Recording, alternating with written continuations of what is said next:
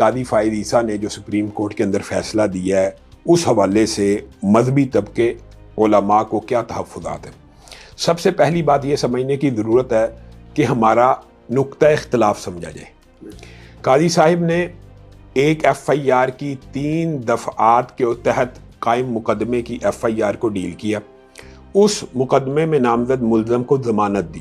کسی ملزم کو ضمانت مل جانا یہ کسی قسم کے اچنبے کی بات نہیں ہے، لیکن جن گراؤنڈز کے اوپر دی اور جو باتیں کہہ کے اور لکھ کے دی ہیں ہمیں ان کے اوپر اعتراض ہے۔ اور اس کی اعتراض کی وجہ یہ ہے، بعض لوگ یہ سمجھتے ہیں جی قاضی صاحب نے یہ نہیں کیا، جی قاضی صاحب نے آرٹیکل کی کسی شک کو نہیں چھیڑا۔ میں ان کو یہ بتانا چاہتا ہوں کہ جو عدالتی فیصلہ ہوتا ہے اور وہ بھی سپریم کورٹ کے لیول کا، وہ عدالتی نظیر ہوتی ہے، وہ قانون کی ثانوی، ایک ہوتا ہے ریٹن قانون اور ایک ہوتا ہے فیصلہ۔ لوگ یہ سمجھتے ہیں فیصلہ ہو گیا، کچھ نہیں، فیصلہ بھی قانون بن جاتا ہے۔ فیصلہ بذات خود عدالتی نظیر سائٹیشن جس کو کہتے ہیں، اس لیے ہمیں تحفظات ہے کہ وہ بذات خود ایک قانون بن گیا، کل کسی اور مقدمے میں اس کو پیش کیا جا سکتا ہے۔ یہ بات اتنی عام فہم بات ہے، دیکھیں آپ سمجھ گئے ہیں تو عوام کو یہ بات سمجھ نہیں آ رہی یا بھائی اس فیصلے کو اب ہمیشہ کے لیے کوٹ کیا جائے گا۔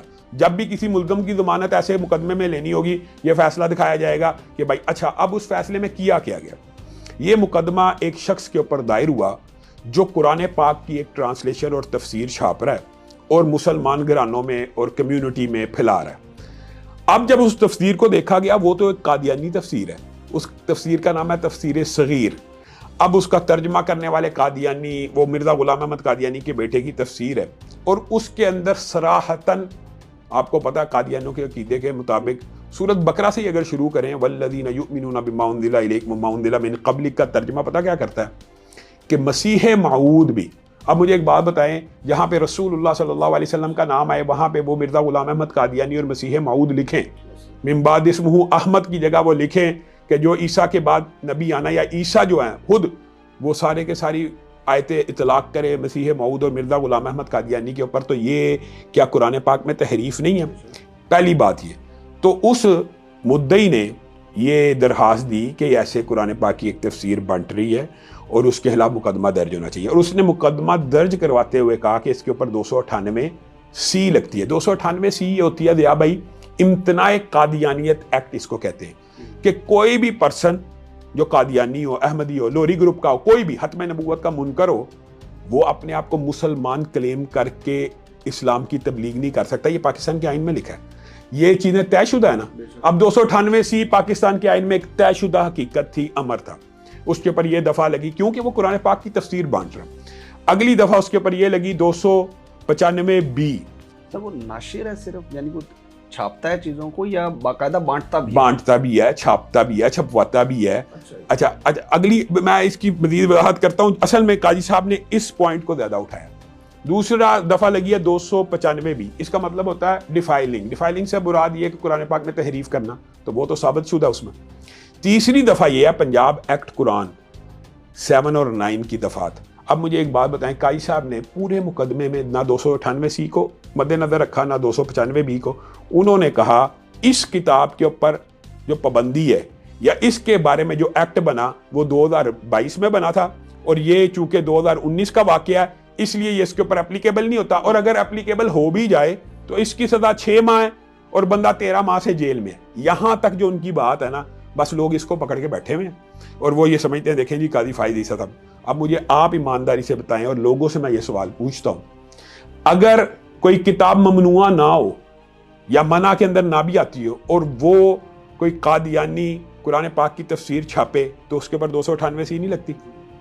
298 سی لگتی ہے نا، تو اس کو علیحدہ سے ثابت کرنے کی کوئی ضرورت ہے؟ فیصلے میں لکھا ہوا ہے، ایف آئی آر میں لکھا ہوا ہے، اور جو مدعی ہے اس نے تو قرآن ایکٹ کو تیسرے نمبر پہ رکھا ہوا ہے، اس نے کہا 298 سی لگتی ہے۔ دیکھیں 2019 میں اگر قاضی صاحب سمجھتے ہیں یہ ایکٹ نہیں تھا تو وہ مقدمہ درج کرانے کے لیے درخواست کیوں لے کے پھیرا تھا؟ وہ 298 سی کی درخواست لے کے پھیرا تھا کہ ایک قادیانی خود کو مسلمان ظاہر کر کے مسلمان بچوں اور گھروں میں قرآن پاک کا ترجمہ بھیج رہا ہے جو مسلمانوں کا ترجمہ نہیں ہے، جو مسلمانوں کی تفسیر نہیں ہے۔ کتنی عام فہم بات ہے۔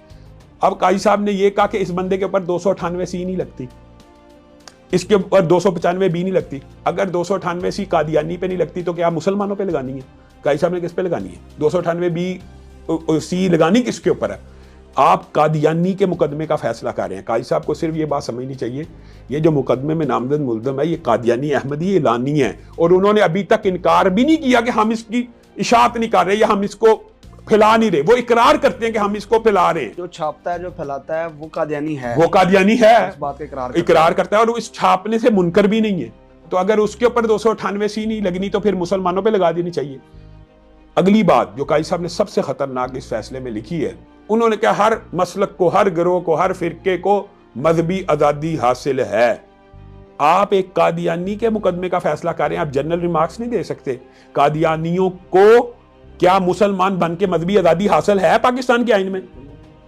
بات ہے. تم قاضی صاحب آپ نے 298 پڑھی نہیں, یعنی آپ چیف جسٹس ہیں اور آپ کے فیصلوں سے اختلاف کرنا ہمارا حق ہے. اور دوسری بات یہ ہے قاضی صاحب نے اس سارے مقدمے کو ضیاء بھائی بڑا نا آپ یوں سمجھیں کہ سیاسی مقدموں کی طرح ڈیل کیا, جس طرح وہ عام مقدمات کو نہیں, لطیف کھوسا کو ڈانٹ دیا, خاموش بولنا نہیں. یہ ایک سینسیٹیو مسئلہ ہے, یہ ایک حساس ایشو ہے. محنتیں کر کے لوگوں نے ایسے لوگوں کے خلاف پرچے کروائے ہیں, محنتیں اور جد و جہد کے ساتھ. ان کے اوپر پرچے کرانا آسان نہیں ہوتا. پوری ایک انتظامیہ وہ بندے نے جو حسن معاویہ بھائی ہیں انہوں نے پوری محنت کر کے یہ مقدمہ درج کرایا, 2-3 سال پرسو کر کے مقدمے ہوئے ہیں. تو آپ سرکاری وکیل کو ٹائم نہ دیں, وہ سرکاری وکیل ٹائم مانگ رہا ہے کہ آپ ہمیں ٹائم دیں, ہمارے پاس آ جائے. مدعی ٹائم مانگ رہا ہے, نہیں اگر آپ نے کوئی بات کی آپ کو کمیٹی کے حوالے کر دیا جائے گا. قاضی صاحب یہ اسلوب درست نہیں ہے. آپ کی بات قول فیصل یا حرف آخر نہیں ہے, آپ کے فیصلوں سے بھی اختلاف کیا جا سکتا ہے. شرفی صاحب کہتے ہیں کہ آج معاملہ ہو گیا, ٹھیک ہے, ریویو پٹیشن دیں, سڑکوں پہ فیصلہ نہ کریں. اچھا مجھے ایک بات بتائیں, ریویو پٹیشن کے اوپر ہم اعتراض کر رہے ہیں, لیکن عوام کو تو آگاہ کریں کہ نہ کریں, عوام کو تو اعتماد میں لیں کہ نہ لیں. ریویو پٹیشن کی بات تو اب آئی ہے سامنے. پہلے تو یہ جس طرح ان کی سوچ اور فکر ہے, مجھے حیران ہوتا ہو کہ ایک چیف جسٹس ہیں تو آپ اپنے فیصلے کو تھوپنا چاہتے ہیں, اور آپ کی سوچ یہ ہے کہ آپ کی بات حرف آخر ہے. نہیں, آپ کی بات حرف آخر نہیں. اور پھر دکھ کی بات پتہ کیا, اگر بات آئی آپ نے کر دی ہے, علماء نے تو پہلے بھی بعض معاملات میں صرف نظر کیا. یہ بھی بتاؤں, آپ کو یاد ہوگا کہ ایک حافظ قرآن الفاظ صاحب ان کی عدالت میں پیش ہوئے تو انہوں نے کہا حافظ کیوں ساتھ لگاتے ہیں, یاد آ گیا کیوں لگاتے ہیں حافظ ساتھ؟ آپ لوگوں کو دکھانے کے لیے آپ نے حفظ کیا, یہ آپ کا اور اللہ کا معاملہ ہے. اب مجھے ایک بات بتائیے کہ اس ریمارکس کو بھی اس وقت مذہبی طبقے نے اگنور کیا کہ شاید یہ, لیکن اب تو ہمیں یعنی فکر ہو رہی ہے نا کہ قاضی صاحب کو حافظ قرآن کے ٹائٹل سے بھی اعتراض ہے. کیوں اعتراض ہے؟ وہ اعتراض بھی قانون اور آئین کا حصہ بن جاتا ہے جب آپ ریمارکس فیصلے میں لکھ دیتے ہیں. اور آپ نے وہ لکھ دیا کہ ریمارکس دیے, چلیں اس کے اوپر تو کوئی, ہاں مجھے بتائیں آپ کے نام کے ساتھ قاضی لگتا ہے, کوئی بندہ اپنے نام کے ساتھ حافظ, اس نے حفظ قرآن کیا, اس کے پاس اللہ تعالیٰ نے اس کے سینے میں قرآن اتارا, وہ اپنے ساتھ کیوں نہ حافظ لگائے؟ لگانے پہ کوئی اعتراض ہے یا تو کوئی پابندی قرآن اور سنت کی روشنی میں؟ پھر سب سے بڑی بات یہ ہے بھائی, فیصلے کے اندر 2 آیتوں کو کوٹ کیا ہے. شان نزول ان آیتوں کا کیا ہے, اور ان کو ایک قادیانی کے مقدمے میں داخل کیا جا رہا ہے کہ انا نحن نزلنا الذکر و انا لہ لحافظون. اس آیت کا کیا ترجمہ ہے؟ سارے مسلمانوں کو پتا کہ ہم نے اس قرآن کو نازل کیا اور ہم اس کی حفاظت کریں گے. کون کہہ رہا ہے؟ اللہ کہہ رہا ہے. قاضی صاحب ایک قادیانی کے مقدمے میں یہ آیت بیان کر رہے ہیں, قاضی صاحب کو بھی پتا ہے وہ قادیانی ہے, اور آپ اس کو کیا کہنا چاہتے ہیں کہ قادیانی جو کچھ مرضی لکھ دیں, قرآن کی حفاظت تو اللہ نے کرنی ہے, وہ جو کچھ مرضی لکھتے جائیں. آپ ایمانداری سے بتائیے, کیا میں اور آپ یہاں پہ بیٹھ کے یہ کہیں میں اللہ کا رسول ہوں, میں اللہ کا نبی ہوں, اگر معاذ اللہ یہ کہیں پاکستان کا آئین ہمیں اجازت دیتا ہے, اسلام اور شریعت ہمیں اجازت دیتی ہے, تو جو شخص رسول اللہ کے بعد کسی کو نبی مانتا ہے اس کو تبلیغ کی اجازت اس آیت کے تحت دی ہے. وہ آیت بھی سن لیں, لا اکراہ فی الدین. قاضی صاحب نے 2 آیتیں ذکر کی ہیں, لا اکراہ فی الدین. لا اکراہ فی الدین کی آیتیں تو 1400 سال سے ایک خاص تناظر میں نازل ہوئی ہیں. کیا کوئی عیسائی کو جبری مسلمان نہیں کر سکتا, کوئی یہودی کو جبری مسلمان نہیں کر سکتا, کوئی ہندو کو جبری مسلمان نہیں کر سکتا. کیا لا اکراہ فی الدین کی آیت قادیانی کے مقدمے میں ہوگی کہ وہ کہے کہ رسول اللہ کے بعد کوئی نبی ہے, میں پھر بھی مسلمان ہوں؟ اور کم از کم قاضی صاحب آپ یہ تو سمجھیں کہ یہ اسلام کا مسلمہ اصول ہے, اجماع امت ہے, اجماع امت ہے. اس میں کسی فرقے کا اختلاف ہے کہ رسول اللہ کے بعد اگر کوئی بندہ اپنے آپ کو نبی کلیم کرے وہ مسلمان ہے؟ بالکل. ہمارے آئین نے بھی لکھ دیا کہ وہ بندہ غیر مسلم ہے. اب دکھ اور افسوس کی بات یہ ہے کہ قاضی صاحب ایک قادیانی کے خلاف مقدمے میں یہ ریمارکس دے رہے ہیں کہ ہر گروہ کو, ہر مسلک کو تبلیغ کی اجازت ہے. تب اجازت ہے, وہ اقلیتوں کی بات کرتے ہیں. اب بات سمجھیں, اقلیت کو اجازت ہے.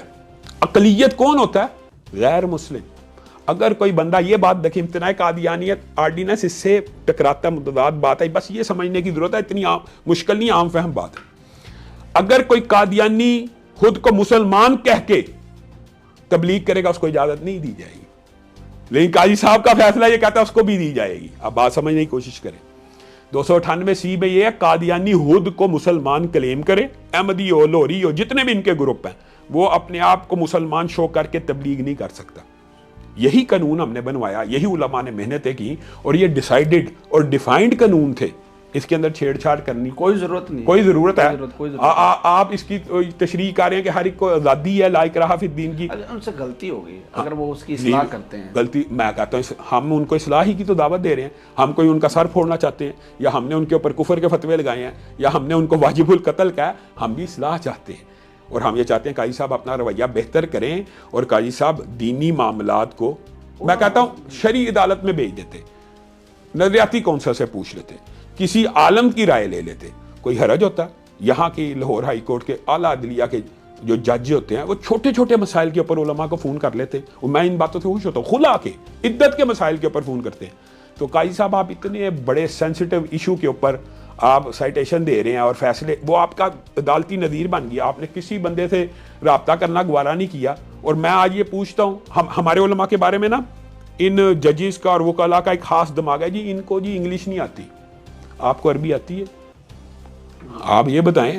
اور انگلش بولنے والے علماء تو آپ کے سامنے بیٹھے ہوئے موجود ہیں. میں نے خود LLB کیا ہوا، میں ایڈوکیٹ ہائی کورٹ ہوں، اور میں نے دین کے دفاع کے لیے یہ ڈگری حاصل کی ہے. بطور پروفیشن اس کو حاصل نہیں کیا، اور اسی لیے کیا تھا کہ خدا نہ خواستہ کبھی ایسے معاملات آئیں تو ہم بہتر طریقے پہ علماء کو بھی گائیڈ کر سکیں. قاضی صاحب سے اب بڑی اچھی آپ نے بات کی سر. میرے خیال میں کہ مسئلہ تقریباً قاضی صاحب کے لیے ختم ہوتا ہے کہ اگر قاضی صاحب اس پہ اپنی اصلاح کر لیں. میں کہتا ہوں قاضی صاحب نے آج ایک نوٹس جاری کروایا کہ ریویو پٹیشن میں آئے لوگ.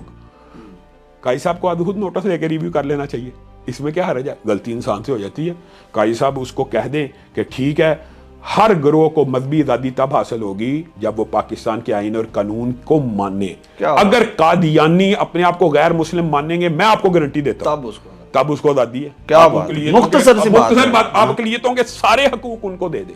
پہلے وہ اپنے آپ کو اقلیت مانے تو صحیح نا. اور قاضی صاحب قیامت تو آ سکتی ہے، یہ اپنے آپ کو اقلیت نہیں مان سکتے. یہ بات یاد رکھنا، یہ اپنے آپ کو مسلمان کلیم کرتے ہیں. مجھے بتائیں جعل سازی کا مقدمہ مختلف ہوتا ہے کہ نہیں؟ ایک کوکو کولا ایک عام مثال ہے. کوکو کولا کی بوتل ہے، میں اور آپ کوکو کولا کی بوتل اسٹیکر بنا کے ہمیں بنانے کی پاکستانی اجازت دے گا؟ یہ دنیا کا کوئی لا نہیں دیتا، دنیا کا کوئی قانون نہیں دیتا. ان کو آپ جتنے مرضی حقوق دیں، ہمیں کوئی اعتراض نہیں. یہ خود ان سے تسلیم کروائیں کہ ہم اقلیت ہے، یہ پاکستان کے آئین اور قانون کو نہیں مانتے. اگر راتوں رات آج قاضی صاحب اگر اصلاح کر لیتے ہیں، وہ کہتے ہیں میں معافی معافی کیوں مانگنی ہے؟ فیصلے کی تشریح کریں اور کہہ دیں یہ مسٹیک ہوئی ہے، ریویو آیا، یہ نظر ثانی. ہم ان کو خراج عقیدت پیش کریں گے. ہمارا ان سے کوئی ذاتی جھگڑا؟ اچھا دوسری بات ہے یا بھائی ایک بات بتائیں، یہ بڑی افسوس کی بات ہے. علماء نے یہ مقدمہ اٹھایا، علماء نے یہ باتیں عوام کو کی، لوگ کہنا شروع ہو گئے اس احتجاج کو عمران خان سے ریلیٹ کر رہے ہیں، سیاست کا رنگ دے رہے ہیں. اور سب سے زیادہ دفاع قاضی صاحب کا اس ٹائم نون لیگ کا رہی ہے. میں کہتا ہوں نون لیگ کے بندوں، نون لیگ کے لوگوں، اللہ کے لیے اللہ سے ڈر جاؤ. قاضی صاحب کے فیصلوں کا بوجھ اب تم اٹھانے لگے ہو. قاضی صاحب اور علماء کا، یہ علماء کا کام ہے، یہ علماء اور قاضی صاحب کی بات ہے. اور قاضی صاحب اگر یہ فیصلے کے اوپر ریویو کریں گے، وضاحت کریں گے، میں آپ کو گارنٹی سے کہتا ہوں، میں آپ کے سامنے بیٹھا ہوں، میں سب سے پہلے انہیں خراج تحسین پیش کروں گا. ہمارا کوئی جھگڑا نہیں، ہمارا ان کے ساتھ کوئی لیٹیگیشن ذاتی ہے، کوئی لیٹیگیشن. کیا بات ہے. میں نے مسئلہ ختم کیا. علامہ صاحب نے بڑی خوبصورت بات کی، اصلاح ہو جانا اور وہ بہترین اصلاح ہو جائے. ہم یہ چاہتے ہیں کہ پاکستان کے اندر یہ فیصلہ ایک عدالتی نظیر اور قانون کے اندر شامل نہ ہو جائے کہ ہر قادیانی کو قرآن کے ترجمے کی اجازت مل جائے، اشاعت وہ کرتا پھر اپنی مرضی سے، اپنی مرضی. اور اس کو پتا ہو کہ میرے پر صرف ایکٹ لگنا ہے. ایکٹ کی سزا 6 ماہ ہے. 298C اور 95B. 298C کی سزا 3 سال ہے اور 295B کی سزا 10 سال سے عمر قید ہے. یہ کوئی چھوٹی بات نہیں ہوتی قرآن پاک میں تحریف کر دینا. یہ قاضی صاحب کو یہ سوچنا چاہیے.